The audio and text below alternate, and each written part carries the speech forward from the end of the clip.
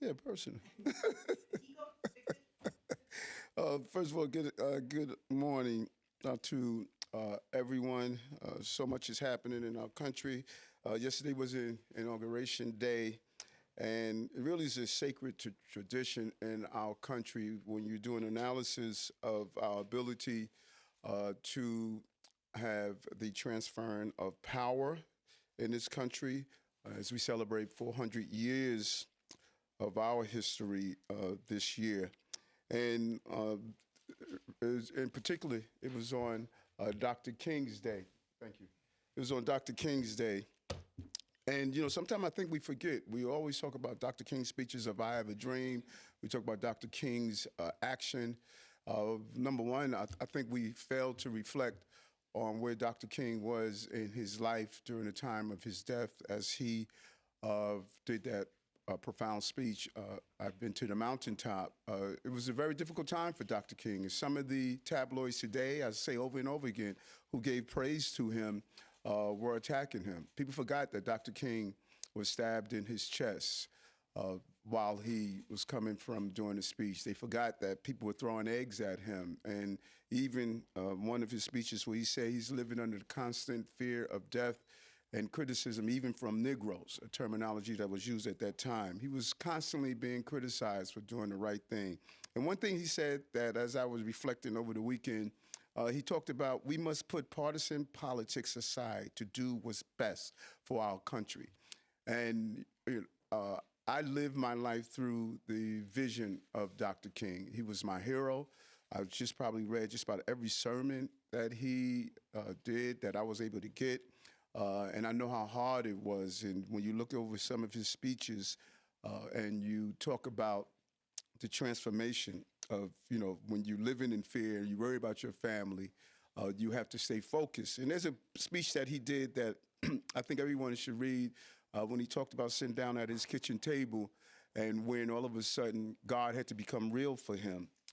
He couldn't call on his father. He couldn't call on his mother. He was thinking about his children, and he had to be focused and really have his faith. And that's what it's been like for me in these last year. God had to become real for me. This was a challenging year for me last year, a couple of months. And you cannot just read it. You have to believe it. And your faith has to be real. And as I move forward this year in 2025, I must continue to remain focused and disciplined to do the things that are important to this city and the people of this city that I committed my life to and that I love so much. And I'm going to continue to make the best calls for this city. And so today, here at City Hall, we're just demonstrating how we want to continue to make the city a great place to raise healthy children and family. Last week, we delivered on another commitment to our state of the city, tackling the homeless issue, $650 million. This is the largest investment of its nature in our city's history. The largest investment. We keep saying this over and over again. This administration is going to be known by the records it has set for helping working class people. This Bridge to Home initiative that we're doing will offer a supportive home-like environment to patients with serious mental illness who are ready for discharge from the hospitals but do not have a place to go. It makes no sense. We know when we bring people into the hospital, we discharge them, they go right back to the streets. But we're hoping that this initiative that we're trying is going to have a safe landing for them. We're going to ensure these individuals stay on the path towards sustained success. And the plan will reduce emergency room visits, which just costs us so much money, hospitalization, decrease homelessness, and reliance on shelters, and lower interactions with criminal justice system. That is our goal, and we're going to try. Because nothing beats a failure than not to try. I think it was Wayne Gretzky that stated, you miss 100% of the shots you don't take. And so we're going to continue to take these shots and make sure we can move the city forward. So we have led on this issue from the front for 3 years. For 3 years, people kept telling us what we couldn't do, and we're just doing it when you look at what we have accomplished. Additionally, last night, with the first of our new surge in NYPD personnel. You heard the governor talk about it at her State of the State address. Commissioner Tisch has been doing an amazing job. Oftentimes we see the face of the agency leader, but I wanted to just bring on Chief. You can come closer, man. Just a great public servant, behind the scene, took over after the previous chief went into a new role, and just one of the many executives that we have that can just fill in a position. Our bench is deep. And, your leadership, you just came on board and, just really rallied the troops to do what's right. And so last night was the first night our new surge in NYPD personnel throughout the subway system with a 6-month effort that will ensure approximately 300 uniformed officers are deployed on nearly 150 overnight trains. You often have heard me talk about it as a transit police officer. Different system. Go look at those pictures back there and what the system looked like. I rode the trains from 8 at night to 6 in the morning, mandatory overtime every night. But we knew we had to get the system under control. So this is not a new conversation about subway safety and how do we get it under control. 4.6 million riders, average of 6 felonies a day, increase in violent arrests are up. These officers are doing an amazing job under the chief. And thanks to our partnership with the governor, there will be 2 uniformed officers assigned to each train between 9 p.m. and 5 a.m., taking a phase. We're going to do a phased approach to roll out until we get to the roll of 300. So I want to turn it over to you, Chief, and you can do an overview of what we're doing. Okay. Good afternoon. So last night was the first night. Your name? Sure. It's Chief Joseph Galata. I'm the Chief of Transit. Last night we started our rollout of a police officer on every train on the overnights. It was very successful. We were able to get them out onto those trains. As we go forward, it's going to be a phased rollout, like the mayor said, and we plan to have a police officer on every train shortly on the overnights, and that'll be covering from 9 o'clock at night till 5 in the morning before we hit the morning rush. Go into the interactions, what they're going to be doing on the train. Sure. So our goal is to make sure we're on the train, we're stepping off the train at each station, we're switching to a different car in each station.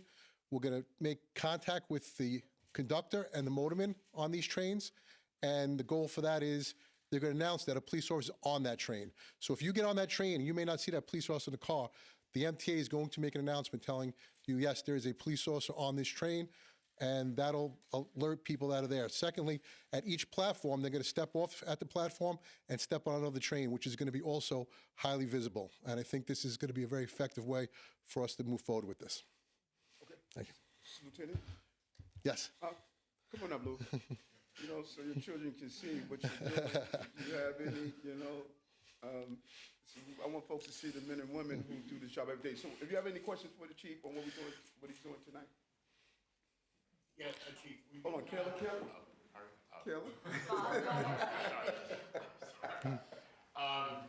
I was just wondering, will you have EMT backup in the sense that you're likely to encounter exactly the kind of people the mayor's been focused on, who through no fault of their own find themselves finding shelter on the subways? Can you talk about that connection? Because I know it's important to the mayor that you not criminalize people who no fault of their own find themselves on the train at night.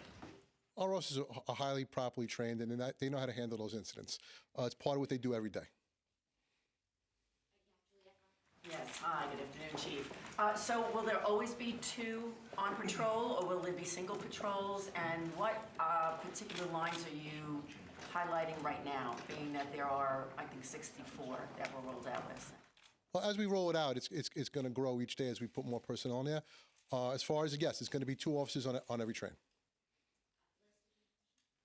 Can you just, what lines are you, what lines did you establish? Lines early, the first 100, you said, right? Yeah, right, the first Sure. group. The first lines we do with the A, the G, the J, and the L. Yes, I heard Juliet mention how many were rolled out last night, and when will we get to the 300? And does the 300 mean that there will be 2 officers on every train line? Right now, we have 100 officers assigned to that, and it's going to be growing and rolling out as we go through it. We should have that up and running shortly. Currently, overnight sometimes, the conductor will say the train is delayed because of a police inspection. How often will that happen? How long is the delay going to be? And forgive me if this has been answered already, but how many total trains are there at any given time overnight? And does that mean that there's double the number of that for the number of police officers? All right, so one at a time. Saturday, I was out on the train. I'll give you a perfect example. And I got on the train, and an announcement was read by the MTA that there's a police officer on the platform and on the station when I get on the train. So that there wasn't no service disruption. There was not a service disruption. It was a very clear, there's a police officer, NYPD on the train and platform. So it didn't delay anything, and it won't delay anything. And what's the other question? So I have been on the train for months. There'll be an announcement. The police are doing an inspection. There'll be a delay. Will that be system-wide, or will it not happen at all? This is not going to be inspection. These are going to be officers riding these trains. We're not inspecting the cars. This is going to be moving from car to car, fluent. And like I said, I did it myself, and there was no service disruption whatsoever. Okay, the other question is, how many total trains are there at any given time overnight? And does that mean that there'll be double that number for the number of police officers?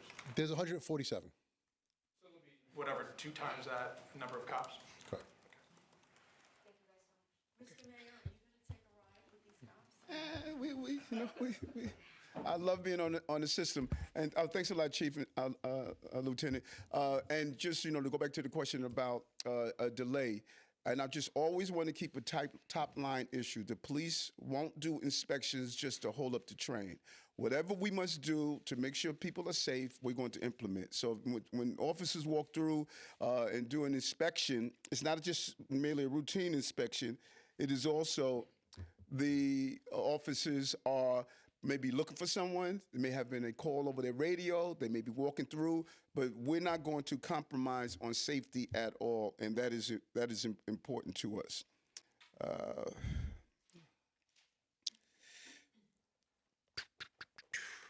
Give me one moment. And finally, before we open up to questions, medical debt. We're really excited about what we're doing with medical debt, particularly when it comes down to lower income communities in general, but specifically Black and Latino communities in particular. 50% and 35% respectively more likely to hold medical debt. What we're doing is we're partnering with the national nonprofit group Undo Medical Debt to cancel $2 billion of medical debt. This is an $18 million investment that we're making, and letters have gone out. We've already sent out letters to 35,000 New Yorkers on the first wave of it. They qualify if their household income is at or below 400% of the federal poverty line, and those who with medical debt equal to 5% or more. This is so significant. The 35,000 New Yorkers that we're reaching out to right now, we're talking about $80 million money back into their pockets. Each time we hear the stories of individuals who are dealing with medical debt, it just really impacts you. One should not feel that they're going to be bankrupt based on a unforeseen medical issue. This is the #1 cause of bankruptcy. This is a huge, huge initiative, and we just really want to thank our partner who's in this, involved with this, with us. Undo Medical Debt is so important. So why don't we answer questions? Open up and answer a few questions at this time. Kayla? Mayor, I have 2 questions. Yes, Marsha. How are you, first of all? Good, how are you? Good. The first one has to do with immigration. At his inauguration speech yesterday, the mayor said he was closing... Mayor or the president? Sorry, the governor. I know you would do it because the president said that he was closing the border and that he was going to deport immigrants who commit crimes. I know that you, having met with Tom Honan, have that same idea that you would like to deport immigrants who commit crimes. But now that this has been made the law of the land, what effect is it going to have in New York? If ICE agents come to New York, will you be cooperating with them, and will you call some of these crimes part of the 170 crimes that New York City is allowed to cooperate with ICE with? Tell us what this means for New York. and what you will do as mayor? Again, Marsha, I have spoken and communicated on this issue to the point of being exhausted. I've been very clear on this. It is not going to change. I have communicated with the clergy group last week. I've communicated with other immigrant groups over and over again. We want to bring down the anxiety. We want our immigrants to know that this is a city of immigrants. This is a country of immigrants. It's imperative that you go to school, use the hospital service, use the police services. I went over this over and over again, and I'm just not going to keep having the same conversation over and over again. Mr. Mayor, the second question I have is the fact that you went to the inauguration. Yes. And it provoked a lot of disappointment and anger on the part of people who participated in the Martin Luther King celebrations yesterday. Even the Reverend Sharpton said it would raise eyebrows. I wonder how you feel about the fact that people thought that you should have been here rather than at the inauguration ceremonies. Dr. King talked about, when he lost his life in Memphis, he was talking about the union workers. Dr. King talked about housing and for housing. He talked about the delivery of services, unemployment. My life is the life that Dr. King was talking about when he says he had a dream. I'm living that dream. And my desire to be in Washington to make sure I continue to move forward on that dream. And, Reverend Sharpton and I have a long history. He'll be the first to tell you. You would sit down and talk to Reverend Sharpton, he would tell you that, Eric and I would disagree. Some things we agree on others, but we have a long, rich history, and I respect what he has done. And I'm pretty sure he'll tell you he respects what I have done, including being the initial board member of the National Action Network. And so I do not take critiques personally. I must lead this city, navigate this city forward. And that's what I'm going to do. We took almost $7 billion out of our city under the previous administration, and I have to navigate us through this. And it's a very complex job to do so. But I'm happy with the team, what we have done, and we're going to continue to do it. And let's not forget, at the inauguration, you had Hakeem Jeffries, the minority leader. You had Chuck Schumer, the minority leader. You had other leaders from across the entire country. I had, mayors and others who came up to me while I was in D.C. and said that it's important for us to deal with the issues our cities are facing, and we're supposed to be here. We had a new president, and I've said it before, I'm not going to be warring with the president, I'm going to be working with the president. And that's my responsibility as the mayor. So are you happy that you made the decision to go to Washington? Yes. Hello, Mr. Mayor. How are you? After yesterday's announcement by President Trump that he will reinstate service members fired for objecting COVID vaccine mandates, will you reconsider reinstating city workers, especially first responders, fired for the same reason? Well, first of all, hats off to, really want to thank those New Yorkers. COVID was a challenging time. I remember speaking with Bill de Blasio, who was the mayor at the time, on regular basis on how he had to make tough decisions. And one of the most difficult decisions, no New Yorker wants to be told they have to take a vaccine or compelled to do so. It was a very difficult decision, closing down our city. We didn't know where COVID was going to take us. It was a pandemic that impacted the whole city, and we made sure that we had to make these tough decisions. And New Yorkers stepped up to that. And we put in place several different initiatives for those who received the mandate, and there was pathways of how to go about being reinstated. Corp Counsel is handling these cases. Corp Counsel would make the decision, and I respect the decision of the Corporation Counsel as the attorney for the city to decide how do we move forward. Mr. Mayor, a lot of... Lisa, it's good seeing you. Nice seeing you. Mr. Mayor, the NYPD works with a lot of federal agencies already on various types of investigations, from drugs to criminal activity, criminal rings, gangs, that type of thing. In terms of the illegal deportations, will they be working with Homeland Security and ICE? There's no restriction for the NYPD to coordinate with the various task forces around criminality. There's no restrictions. Nothing has changed there. We're going to continue to collaborate with all of our federal partners when it comes down to illegal behaviors. I was very clear for almost a year now, year and a half now. Those who commit violent crimes in our city have violated their right to be in our city and in our country. And we're going to continue to collaborate with ICE around criminality.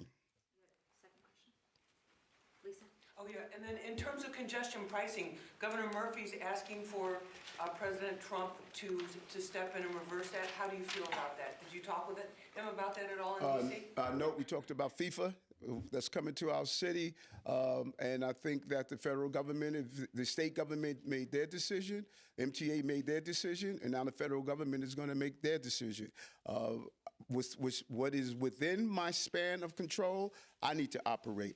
And trust me, this is the second most difficult job in America. I don't need other things I need to worry about. I need to worry about the press and my city, you know? You got that, right? Mr. Mayor, How you doing? good to see you. How are you? Why was it so last minute about the inauguration, given that last week you said to us here, this is Dr. King's day, I've got events I need to go to. Your office puts out a schedule saying you're going to those events. So why does it turn into a phone call at 1 o'clock in the morning and a sudden drive to D.C.? Why didn't you just tell us last week I'm going to the inauguration? Because, and I remember Deputy Mayor Levy saying the same thing. Why don't you just, say if you can't go? And I said, Fabian, I don't know yet. So I don't want to say. The worst thing would have happened if I would have said, I'm not going. Then all of a sudden I would have attended. Each time you ask me, I said the same thing. I'm not sure. I'm trying to figure out my schedule. And when I received the call, then I said, okay, you know what? I reached out to the team and said, listen, I need to go down to D.C. And we did the necessary movement. And listen, my guys, my security detail was driving 3 a.m. in the morning. And I take my hat off to them for taking that 4-hour drive. And then I had to get up and do what I had to do to get prepared for it. So if I knew ahead of time, I would have shared that. But I did not want to say I was not going to do something, then I would have done something. Did they literally call you on your phone at 1:30 in the morning or 2 in the morning? Like, how did this come through? I know you think the only reason I'm up at 1 a.m. in the morning because I'm at a party. Listen, people reach me 2, 3, 4 a.m. in the morning. Yes, I got a call that late. The administration would like to have you attend the inauguration. Señora Alcalde, buenas tardes. How are you? Good. Going back to the migrants, you just said it's a lot of anxiety. Right now, they don't know what to do, to stay on the shelters or leave the shelters. Would you recommend them to leave the shelters knowing that maybe it's going to happen something with the rate that mass deportation that the President Donald Trump announced, or what would you recommend to them? Well, first of all, I recommended prior to the election. That's why we did a 30-day, 60-day program, successful. 180,000 migrants and asylum seekers took the next step on their journey. 220,000 came to the city. National leaders said, no one did what you did, Eric. No one did what you did, Eric. I advocated for TPS. I advocated for the ability to work. I advocated for the right things for migrants and asylum seekers. No one came to America to live in a shelter. No one came to America to raise their child in a shelter. They came to America to pursue the American dream. The American people have communicated to the President of the United States, we need to secure our border. We need to make sure that we don't allow those with criminal intentions to come to our city and country. That's what the American people stated. And that is what we should be looking towards coordinating to make it happen. So I encourage anyone that comes to the city to take the next step in American dream. We have assisted them in doing so with our legal services and all the other services we have. And that is why national leaders have stated no one has done what you have done, Mayor Adams. Yeah, so, Mr. Mayor, Yes. I wanted to get back to the inauguration. Yes. So how does it look? What kind of look is it that after you just spoke admirably about Martin Luther King Jr., that you cancel your appearances here and accept a last-minute invitation to go to Washington? Dr. King's dream is not in Brooklyn or New York City. He clearly stated we have to put partisan politics to the side, to deal with the issues that are facing the country. Nowhere is that more true than now. So what it looked like is that there was a responsible mayor that wanted to be substantive of communicating with national leaders and symbolic of saying, I'm not only talking about we need to start the healing process of our country, I'm actually willing to do it. And I'm willing to take the criticism that comes with it. Go back, folks, and look at what was happening to Dr. King. I know we talk about, we do all these speeches all over the city on his birthday, but go look what they were doing to Dr. King at that time. Dr. King would make the right decisions, although it was not the popular decision, and now we're reflecting on his life. But how do you think it looks to your base and your supporters? I can show you a number of texts that came from my base and supporters who said, right on, Mayor, right on. We need to move the city forward, Mayor. Stop the bickering. Wait. I know you're not calling out like that. You've been in all of these press conferences. You know that's not how we do it. I listen to you when you ask a question. Please listen to me. Please listen to me. Please listen to me when I answer the question. Okay? All right. Go ahead. Hi, Mr. Mayor. Yes. How are you? How are you? Just following up on that, you said Dr. King's dream was not in Brooklyn or New York City. Yes. But your team said you accepted the invitation to the inauguration on behalf of New York City. How did being relegated to the overflow room with the likes of Jake Paul and Conor McGregor and not getting anywhere near the president help the city? And also, do you have examples of text messages from your constituents who were saying right on for going? Yes, I do, and I'll share one that was very profound. I'll share with you two of them that was very profound and very touching. I'm not going to spend the entire conference talking about. I answered the questions about why I went to D.C. I did that already. So let's go to another question. But remind me to give you those two text messages, okay? Hi, Mr. Mayor. How are you? Good. I wanted to ask you, yesterday, Congresswoman Nicole Malliotakis mentioned that in a conversation with Tom Homan, he told her that after Chicago, New York City would be a target. I'm wondering if you heard that at all when you were in D.C. yesterday. And to go back to Sharpton, you mentioned respecting him and his opinions and him respecting yours. But I'm wondering if you're concerned that a longtime supporter of yours is questioning your decisions. And did you get a call from Sharpton yesterday about your decision to go So to let me do DC? 3 levels. One, I answered the question about Tom over and over again, and my position stays the same. Number 2, Reverend Sharpton and I have a long relationship, and I think he has articulated that to everyone over and over again of our mutual love and respect for each other. And number 3, no. Hi, How are you? hello, how are you? Good. Okay, the number one question is, today is the first day of Trump America. You are a mayor of New York City and you had a meeting with him. Many people are very curious to know exactly what was the content of the meeting, how you was received and what was discussed. And number 2, it's a brutal cold and there is many families, they don't want to send their kids to the school because of the cold. Do you have any message for them? First, the conversation with the president was about delivery of service, improving our city from I think that day was actually the end of the war in Gaza. We had a conversation around that, infrastructure issues that we have in the city, and I shared our concerns about manufacturing, improving the city. So it was a top-level conversation of, the president loves the city. He's from New York. And, being able to see a mayor that loves the city from New York, I think it was a good synergy, and there's a pipeline conversation that we're going to continue with the rest of his administration. Now, the cold issue, I didn't hear the cold part. What was the cold? What was the question about the cold? The cold, because it's a brutal cold. Huh? No. Yeah, so many families, they are not comfortable to send their kids to the school because of the cold and getting sick. So do you have any message or any decision about the cold that the school is offering? I'm not understanding the question. Cold weather. Yeah. Okay. I like that teamwork. Everybody got together.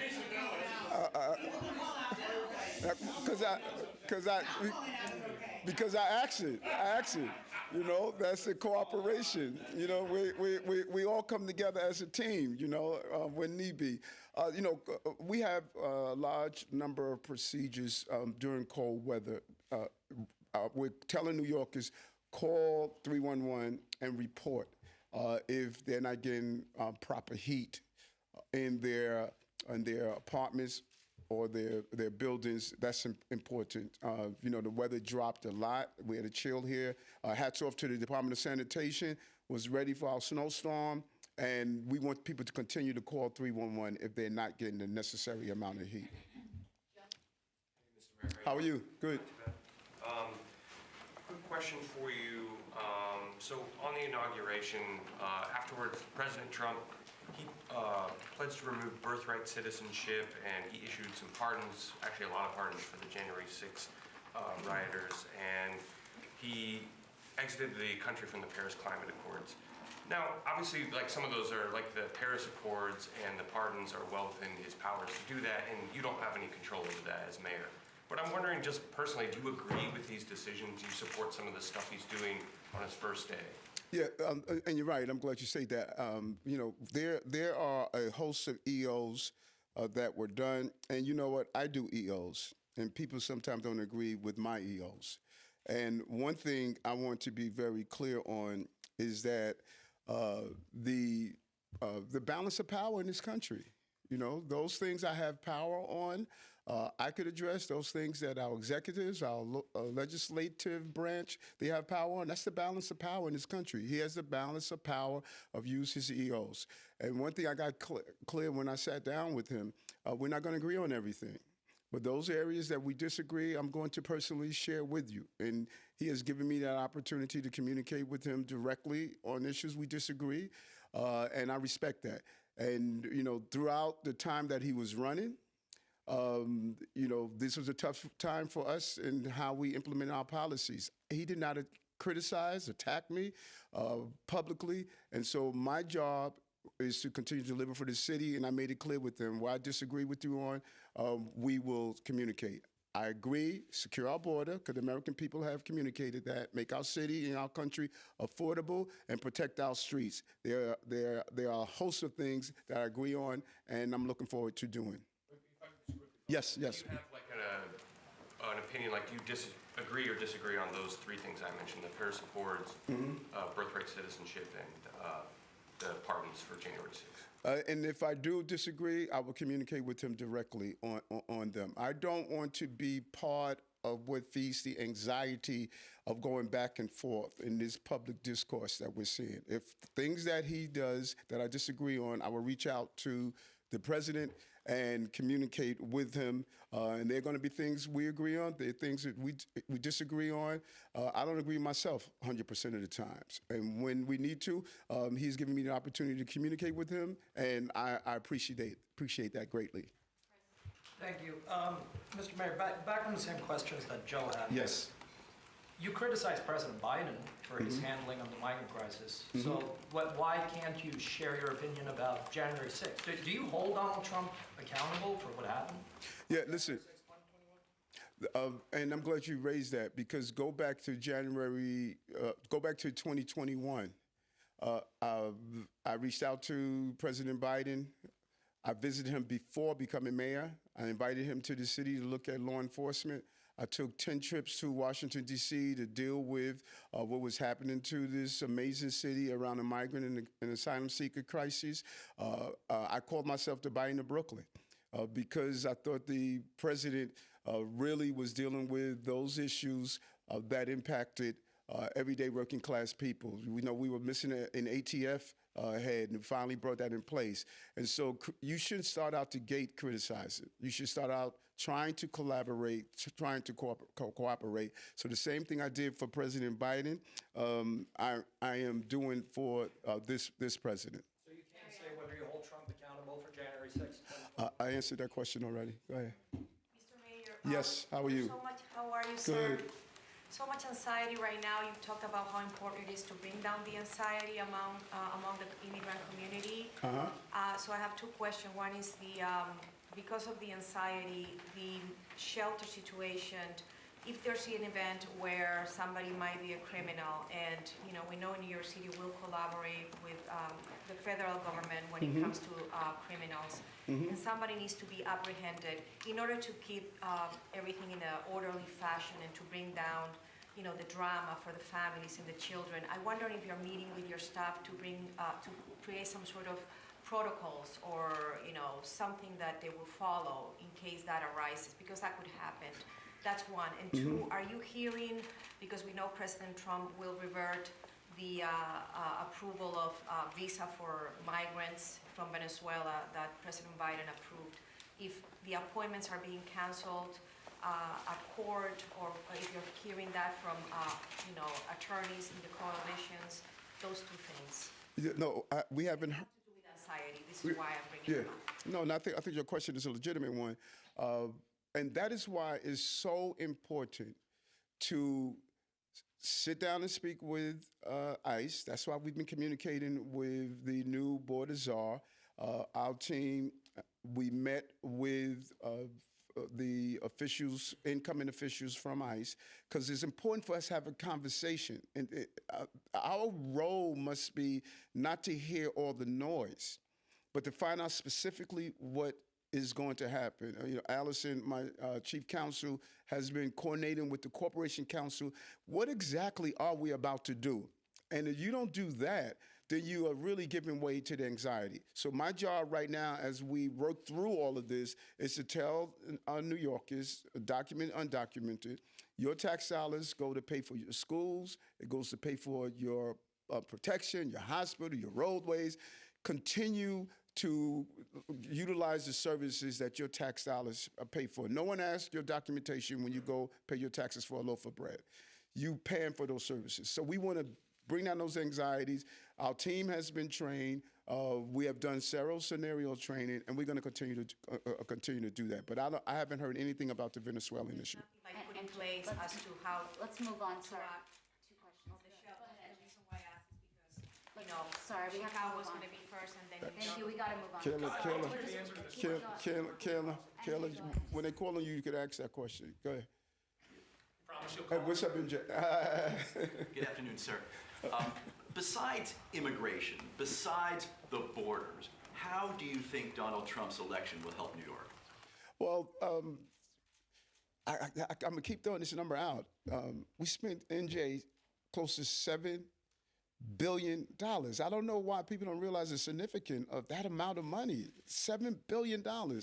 And I need to see how we can try to recoup some of that monies so we could do the things that we want to do. The American people, they have joined in what I believe we must secure our borders. We must make sure our borders are safe. And I think that's important because the trickling effect of the lack of securing our borders, people, when I went down to the Darien Gap, people all they knew was New York, New York, New York. So there's a trickling effect of doing so. We need to make sure that an issue that has been ignored. I don't know if people realize the fentanyl crisis that we're having. Fentanyl coming from China, making its way through the southern part of this hemisphere is crucial. We got to stop these drug czars from destroying our lives. Our overdose, Department of Health and Mental Hygiene has been sharing with me that, Eric, our overdoses are moving at a level that is not sustainable. And so I think there's a number of things that we could do. Part of our whole making these cities safe to raise families is really what we're doing. And so it's a combination, driving down crime, improving our economy. Yes, we've done an amazing job of bringing these having 4.7 million jobs in the small business services. But we could do so much more if the federal government is giving us the assistance that we deserve. And that's what I believe that we can do. And you can't do it with a closed fist. You do it with an open hand and willing to collaborate. And that's what I want to do as mayor. Mr. Mayor? How are you? Good. I have two questions. Okay.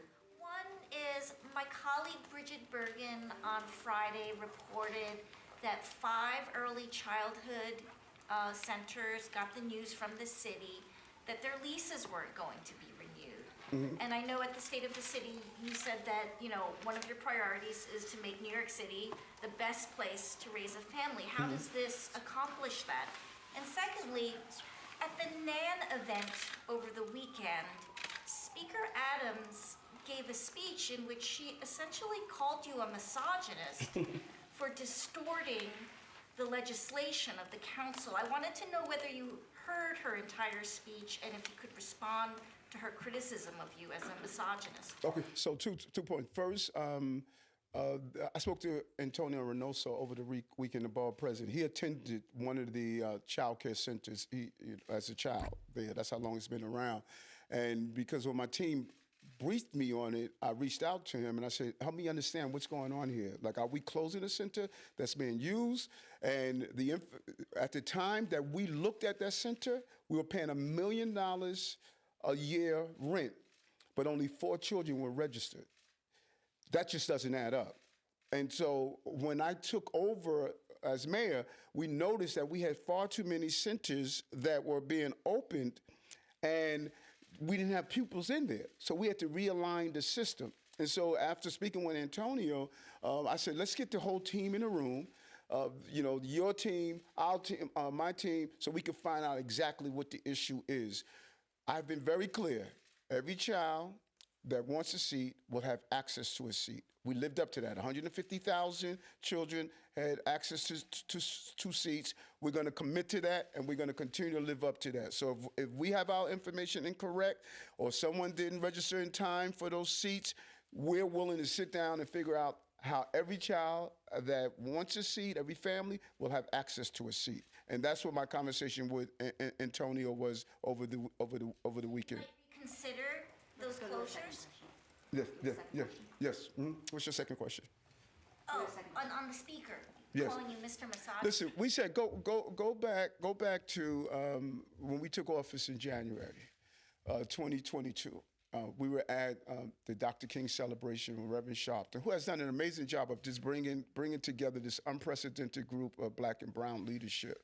And I've often quoted everything from the speakers the speaker, the majority leader, the speaker here in the city, the speaker, majority leader in Albany, DAs, Attorney General Chimani, myself, Congressman Jeffries, who's in charge of committees in the Senate, the Assembly, you know, the leadership we're seeing in Washington. Yvette Clarke is now leading the caucus. Grace Ming is leading the caucus. Congressman Espaillat is leading the caucus. We have unprecedented Black and brown leadership. We stood on that stage in January 2022, and we stated that we would not have public discourse, because that's the worst thing that we could do to ourselves. I lived up to that. I'm going to continue to live up to that. I can't answer for others. That was the commitment we all made. How could someone use that title to define me? When you look at my administration, the number of women in leadership in our administration is just unprecedented. It has never been this way in the history of this city. And so, you know, name calling is not going to solve anything. I reach out to the speaker often and say, I'm proud of what we have done together to move the city forward. We should be celebrating this moment. 2 Baysiders are running the city of New York, and I'm really pleased with what we have accomplished. I lived up to what I promised on Dr. King's birthday, and others have to answer what they do. Hi, Mayor Adams. How are you? I'm great. How are you? Good. A follow-up to some of the earlier questions. Yes. What specific guidance are you giving city agencies regarding what to do if ICE shows up requesting access to city facilities? Is it changing by agency? Are things kind of evolving as we go further into the Trump administration? And I know you've invoked Dr. King's memory and his legacy a lot from yesterday. It was his day, and it was also Inauguration Day. Do you see any similarities between President Trump and Dr. King? I know in your statement yesterday that you tweeted, you said it was sort of what Dr. King would have wanted you to attend an inauguration like that, and instead of those services here. So I don't see any similarities. First, we're telling our team and staffers to follow the law. Follow the law. That's what we're telling them. The law is clear. We're going to follow the law, and that's what we have been instructed. My team, Allison and Muriel, They have been very clear. They've been weeding through, been very clear on the law, and we're telling our team to follow the law. And your question about Dr. King and President Trump, I'd rather not even entertain that. They are who they are, and their legacy is going to be their legacy. Dr. King's legacy is clear. Hi, Mayor. Yes, how are you? Hey, I'm well. How are you, sir? Good. I was at the Coven Avenue MLK event. I promise I won't ask about MLK specifically, but I want to follow up on your comments about not wanting to war with President Trump or criticize him publicly. You said you'd do it privately. But at that Covenant event, I noticed that a lot of local politicians and many of your ardent supporters seem to want to see you be a warrior on local trans rights, local immigrant rights, local abortion rights. So what do you say to those New Yorkers that want to see you take a more combative stance against the new Trump administration? Look at my life. My brother-in-law did not allow me back in his church after I led the charge in the Senate for marriage equality. When he was alive, he said, "You cannot come back in my church." You look at the role I've done around here in the city, the women's right to choose. It's been very clear in the city. We're leading the country on this issue. And so I ask people who have a question, as I said at NAN, when I became a police officer, people called me an Uncle Tom. They called me a sellout. The names was unreal, what they called me, when I decided to become a police officer, when Reverend Herbie Daughtry told me to go into the police department. And so you have to be willing to take the name callings. You have to be willing to take the attacks and criticism, and people will do the same thing they're doing right now with Dr. King. They would then look over a person's life and see their legacy. I cannot tell you enough. We're romanticizing who King was to this country. Go back and look before his death. That's not what people were saying. And so, yes, I'm going to be called names. People are going to say all sorts of criticisms about me. They're going to say a host of things. But I do know that 220,000 people that entered this city are going to look back and say, this was a mayor that allowed us to pursue our American dream. Those who are not the victims of gun violence going to look at the 20,000 guns I removed off the streets, those foster care children that we're paying their college tuition, people we are helping with medical debt, people who we got back into the employment stream. People are going to look back over my years as mayor and say this was a mayor that was willing to withstand all that came at him. From my first week in office, people were already protesting, criticizing, attacking me for removing encampments off streets, for removing guns off streets, for putting my gun unit in place. I was being attacked from day one, but I never got unfocused, and I delivered for the city, and now we're a better city because of that. Hey, Mr. Mayor, how you doing? Good, how are you? Good, good. You mentioned before, and if I have this wrong, please correct me, but your city attorneys had been in touch with the federal government about those immigration enforcements, and you said that they were figuring out what to do. Can you tell us specifically what they've been told or what you've been told by the federal government about what's going to happen? And I ask this because the sanctuary laws don't allow a lot of wiggle room, and we all know that ICE is still doing enforcements, and they're obviously doing the targeted enforcements. So if there's not a lot of room there for the city to cooperate with ICE, what is actually going to happen? Great How question. could you? Great question. First of all, there is a lot of room. We already have task forces with our federal partners. The law is clear. The law is clear. Criminality. I've made that clear. Even before the elections, I made that clear.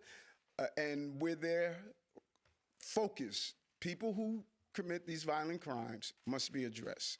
And that is our conversation with ICE. That's the conversation that our team of attorneys, both my chief counsel and the corp counsel, and that is the conversation we've been having. Those who commit crimes in our cities, plural, we should be sending a strong message that not only victims of documented New Yorkers, but also undocumented New Yorkers. People are preying on undocumented New Yorkers as well, who are trying to pursue the American dream. But ICE is already doing that. So I'm sorry? ICE is already doing that. Right. Are they doing that to capacity that this president believes? I'm not sure. And so that was our coordination and collaboration, and I'm glad that we do have the ability to do that. Yeah, So you're saying your guidance to city agencies is to follow the law. If I'm remembering correctly, that was the guidance a month ago, 2 months ago. Yes. We've asked about this in the past. You've not issued any updated guidance to say people who are overseeing shelters, given that the president is promising, mass deportations, a major overhaul in immigration policy? I'm sorry. I'm saying I can send you stuff. Yeah.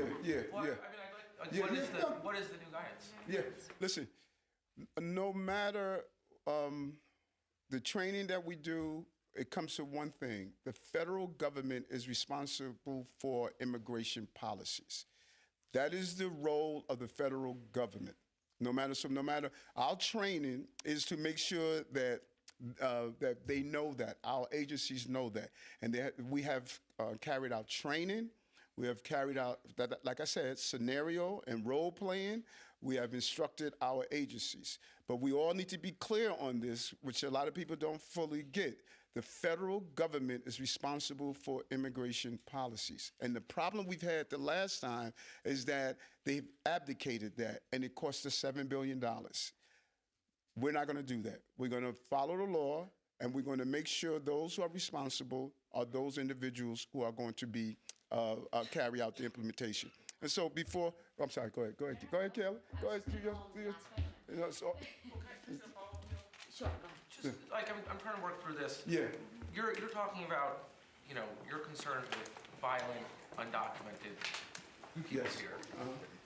The Trump administration they're not just talking about people who have been, convicted or accused of violent acts. They're saying that people who are here illegally are part of this dragnet. So if you have ICE show up at a shelter, they're there to arrest undocumented people who have not been, accused or convicted of any crime. What do you want to see happen there? What should the city do to protect these people or not? Okay, and I cannot say it clearer. Those questions were asked of me several times in several different ways. I answered them over and over again, and I'm not going to go over that over and over again. Look at my old off topics, and you'll see my response to that. I'm not going to do repeated questions over and over again. Go ahead. How are you? Very good, thank you. EMT, EMS, what you got for me? Yes, sir. What I wanted to ask you is that your two questions. Your Commissioner Castro did express concern at the City Council Immigration hearing about sensitive locations. Where up to now, like hospitals, schools, the kind of places you said you want people not to make sure that they go to to seek healthcare and education. And I just wonder if you're not concerned about that. And the second question would be, in the group of people who were pardoned, and I know it's important for you to be practical and try to get the best deal for the city with the current president, are you concerned that individuals who violently assaulted police officers were also granted this largesse from the president? Well, I think that when you look at the fact that it was a powerful statement that the President Biden put out on why he pardoned his family. I don't know if everyone read that. When you read that and you put it with President Biden stated about his Justice Department was politicized, you look at how this system has been, you have to really raise questions. I raised it, President Trump raised it, President Biden raised it. That's something that we should all reflect on. And so the president has the powers to execute several things, from his EOs to pardons to signing laws. That is the balance of power in our country. And I respect the balance of power of our country. I think that this is the best country on the globe. And I'm going to continue to do my part here in the city of New York, which is the best city in the best country on the globe. On the sensitive locations. Yeah, I think that the sensitive locations play a role. And when I reached out to my pastors, Pastor Morose, it was something that we've often talked about. And that is all part of our conversations that we're having with ICE about these sensitive locations and other aspects of it. Listen, we've been having good conversations with ICE. We're going to continue to do so. Our team know how important it is to coordinate. And if you're not at the table, you're not able to give real good input. And that is our goal. That's what we want to function on doing. Listen, I just want to take a moment to reflect on probably one of the most painful moments when I was elected as mayor, and that was losing Detective Rivera and Mora. I still can remember going to that hospital and hearing their loved ones and family members, crying and screaming, saying, please, God, say it's not true. These was two young officers. It was at the beginning of my administration. And, when you think about that, I always think about, I remember walking behind one of the caskets on that snowy day. These officers placed their lives on the line, and this is an anniversary of their deaths. And we should always keep in mind when we think about what these police officers are doing every day. Thank you.